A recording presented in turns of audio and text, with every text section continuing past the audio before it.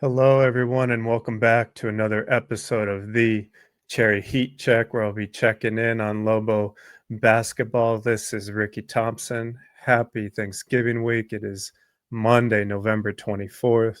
Lobos come home from Kansas City thankful for a win, eking one out over Mississippi State in their second game there, 80-78.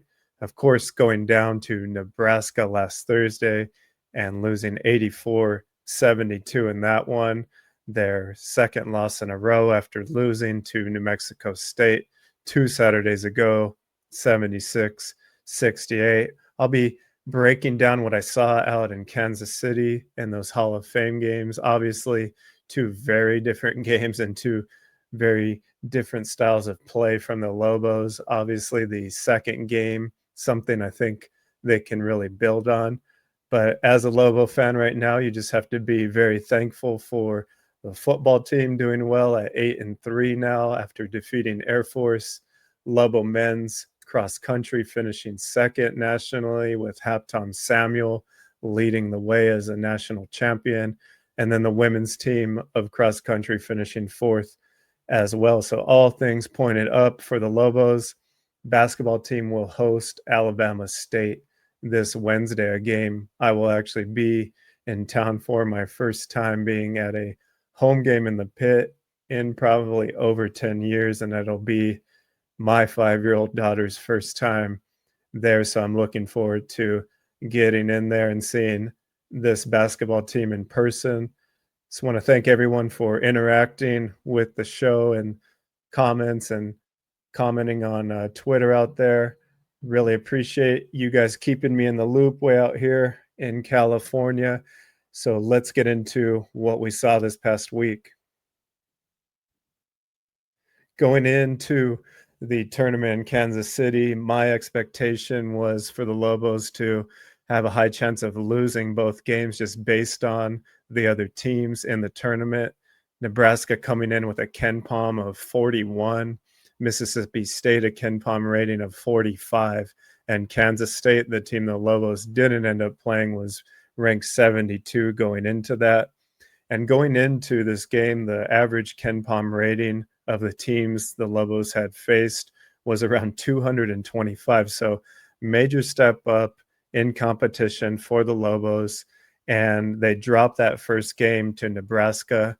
I think coming off of that game in Las Cruces, kind of with their tail between their legs, a lot of heat over social media and people calling in over the radio, not very pleased. I think everyone that has watched a lot of basketball wants to have patience, but that really wasn't the best effort. And coming into the Nebraska game, that effort and intensity kind of carried over as Nebraska jumped out early, hitting 3 after 3, it seemed like, while the Lobos could hit none of their shots in the first 10 minutes of the game. And the Lobos went down 11-2 in the first 3 minutes of that game. The lead grew to 22-5 with 8 minutes left in the half, or 12 minutes left in the half. And Deyton Albury, with about 1:39 left in the half, decided to swing his fist into the face of the Cornhuskers player Connor Asegian, which led to a flagrant 2 foul, and Deyton Albury was kicked out of the game. And we've all seen replays of it, and if you haven't, what happened was Albury was on defense. A screen got set on him very hard where he almost fell over. No foul was called. Connor Asegian, the one who set the screen, continued on offense. Albury followed him out, and when the ball went the other direction in the hands of Antonio Chol, Deyton Albury, for some reason, decided to swing his fist into the face of Connor Asegian, knocking him to the floor, indicating a review by the officials and a flagrant 2 assessed. Albury kicked out of the game, and that was it for him that game against Nebraska. Just a very head-scratching move in any level of basketball, in my opinion. And I've been watching and played in adult recreational leagues in California here and New Mexico, the great Bernalillo County Gold League, recreational league, high school, you name it. Have never seen anything like that watching college or NBA. Of course, we've seen Ron Artest elbow James Harden in the back of the head, but I've never seen an actual punch just thrown during a live play that wasn't preceded by pushing or shoving or a scuffle before the punch. So very head scratching from Albury, who's supposed to be a leader on this team, taking his frustration out by punching another player hard enough in the face that it actually knocked off the crown or piece of his tooth here, as the player Connor Asegian later posted on Instagram. Albury did issue an apology over social media. Also looked like he apologized to the team and player. Coach Eric Olin commented on it after the game and obviously said that's not going to be the type of things they accept. But Albury was allowed to play in the next game, which I'll get into, versus Mississippi State. So once Albury went out, a lot of threes continued to go up for the Lobos, and they did not go in. Lobos shot a school record 44 three-pointers, only making 13 of them. Jake Hall launching up 15 of those three-pointers, making 6 of them and finishing with 20 points for the freshman. Most of the offense really going through Hall in this game. Antonio Chol finishing with a total points of 12 and 4 turnovers for Chol. So not his best game, going 4 for 13 versus the Cornhuskers. And Nebraska cooled off a little bit in the second half, and the Lobos did outscore them in the second half, but it was too little too late. And the Lobos just looked terrible on offense, only getting the ball to Buljan a handful of times. He only having 6 shots, making 5 of those with 11 points and 7 rebounds in the game for Buljan. And after the second game, they commented on why Buljan was so much more effective in the second game versus this one versus Nebraska. Buljan mentioned that the coverage that Nebraska played of shading him or hedging his looks and double teaming him were making it hard for him to catch the ball, or once he caught the ball to do anything with it. So for the future, we need to figure out how Buljan can get the ball regardless of what coverage it is, because even if he's not shooting, we know what he does in drawing the defense in, allowing the ball to go out to the other playmakers. So Buljan has to be involved, being named Mountain West Freshman of the Week this past week for his performance in these 2 games, averaging over a double-double. We'll get into what he did in the second game, where he just went bonkers and beast mode out there in the paint and knocked down a 3 in that game. So Nebraska was ugly on a lot of different levels. And if you thought social media was nasty after the Las Cruces game, it was on another level after this really ugly loss that New Mexico suffered in this first game of the tournament. Fans calling out fans out there, and just got really bad. So going into the second game on Friday, it was unknown if Deyton Albury would play at all, if he would be suspended. He started the game on the bench as his punishment, still played over 20 minutes and contributed big. My final comments on the Albury situation is that, in my eyes, he should have been suspended at least a game if you want to really establish what the culture is at the school with this team. I think you have to set the example early on in your tenure if you're Coach Eric Olin, and I'm not saying he doesn't know what he's doing or doesn't know how to get the respect of his players. I just think in this situation, with the way the punch really unfolded, there's no way to explain that type of action in my mind, and it's unacceptable. But nonetheless, the Lobos needed him, and Tomislav Buljan absolutely dominated. Crazy that he's called a freshman, but he's freshman of the week. I think I said player of the week earlier.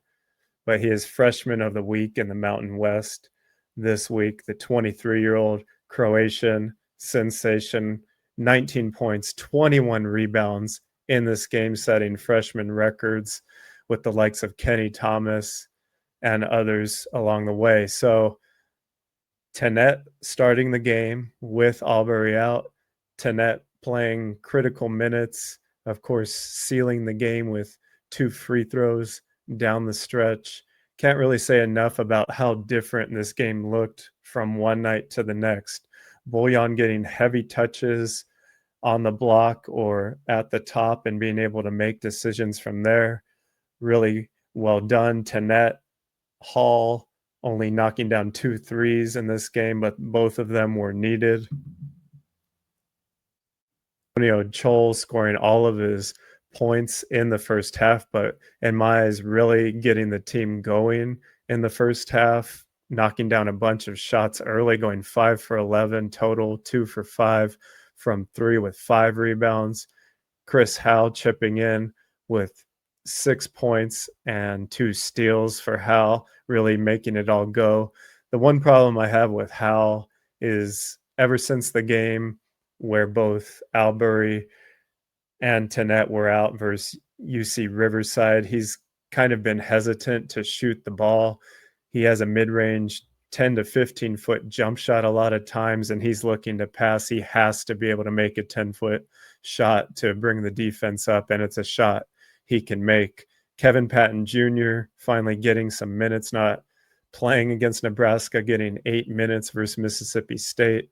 And they were valuable minutes, 3 rebounds, a putback, layup with the opportunity for an and one, missing the free throw. But I liked what we saw to Kevin Patton.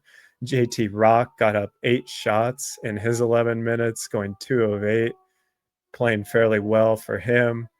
Luke Hopt getting over 21 minutes in the game with 5 points and 3 assists for him. So all-around effort.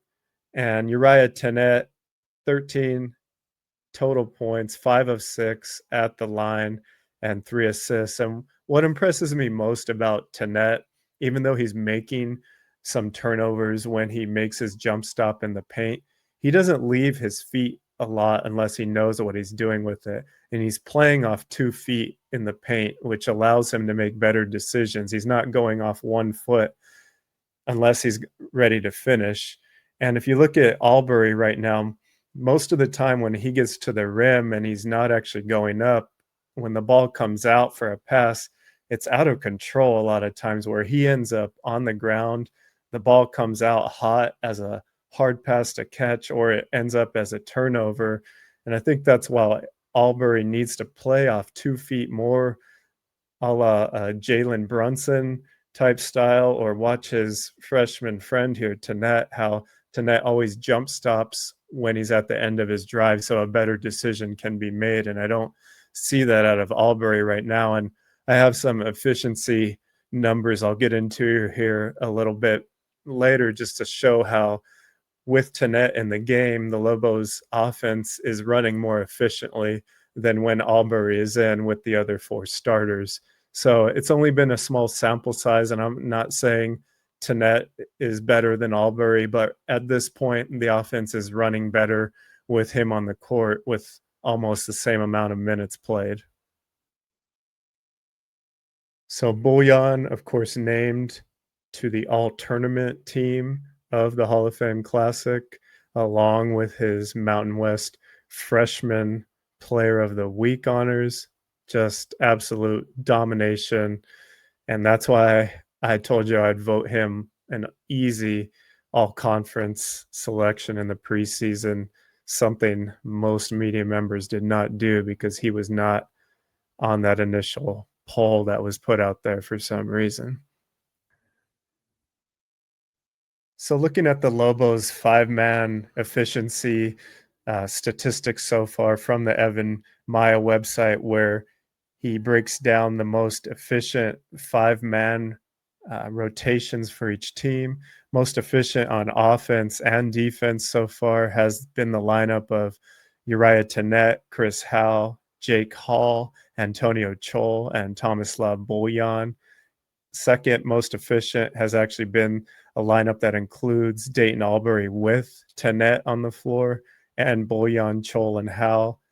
And then the starting lineup that has been started for most of the games, Deyton Albury, Buljan, Chol, Hall, and Hal, actually rated quite a bit lower on the offensive efficiency endpoint where you want to be higher. So the lineup with Tenet a little more efficient on offense and surprisingly on defense as well.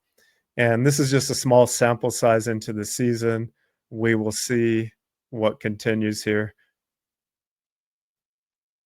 So a massive win for the Lobos over Mississippi State, SEC program, biggest win in the Mountain West rankings wise this season behind Utah State's win over VCU of the A-10, a team the Lobos will actually play in a couple weeks here at VCU, being probably their other best out of conference opportunity to get some clout to their resume here, along with UC Santa Clara, who is having a great. They'll be visiting the Pit in a couple weeks here as well. But this coming week, Lobos will host Alabama State, a team that is 3-4, coming in on Wednesday at 7 p.m. Alabama State is led by Coach Tony Madlock. They did make the NCAA tournament last year after winning their conference tournament in the SWAC, finished 20-16, 12-6 in conference, fourth in the conference during the regular season, rolling through that conference tournament and then losing in the first round as a 16 seed last year. This year, this is a roster that returns almost 26% of the minutes played last year for the Hornets and 22 to 23% of their scoring, led by Micah Simpson, a 6'2 guard, Asjon Anderson, another 6'2 guard, Tyler Bird, a 6'3 guard, and a transfer from Memphis I'm watching out for, Demarion Yates, a 6'7 guard. Down low, two forwards, Jerkarius Stanback, a 6'9 forward, and a 6'6 forward, Rashawn King, is how they will be defending Buljan down low. And one thing I didn't mention, the two big difference between Nebraska and Mississippi State game on defense is that the second game against the Bulldogs, they went to a man-to-man defense, was a little bit more effective, even though Hubbard of the Bulldogs was making some ridiculous three-pointers. So it'll be interesting to see if the Lobos go for one defense the entire game here or kind of rotate back and forth like they had been doing prior to Kansas City game. So with that huge bounce back win against Mississippi State, the offense looking like something that's more sustainable and not just hoisting up over half their shots from three, getting those paint touches from Buljan. It looks like something where they're developing this chemistry to move forward. A little concerning to me in my eyes that they're looking better with Tenet on the floor than Albury at times, but it's early and there's a long way to go. That depth at the guard position is only something obviously that benefits them. Interesting to see Tajavis Miller's minutes kind of go up and down with him not playing in the second game, the big win, and Kevin Patton getting minutes instead. JT Rock getting consistent minutes at the big man spot coming off the bench with about 10 minutes per game. But can't say enough about the three freshmen. Obviously, Jake Hall leading three-point shooter to net. Big time stuff from him. And of course, the 23-year-old other freshman, Tomislav Buljan. And have to give credit to Coach Olin for the way he coached the end of the Mississippi State game, really deciding to take the foul at the end instead of letting Mississippi State have the potential game-winning shot or game-tying shot and sending them to the line and then being able to dribble out the clocks themselves. So great decision to have Tenet and Albury in down the stretch. Both of those decisions paid off, and the decision to foul. So I think the team is in good hands. Coach is still figuring out what works, The fans are still taking some time to adjust to what we're seeing, and I think it will continue to be a work in progress, but things are looking up. So I will catch you guys after the Alabama State game. Have a happy Thanksgiving. Thankful for everyone that tunes in here and chats with me about ball. This has been the Cherry Heat Check.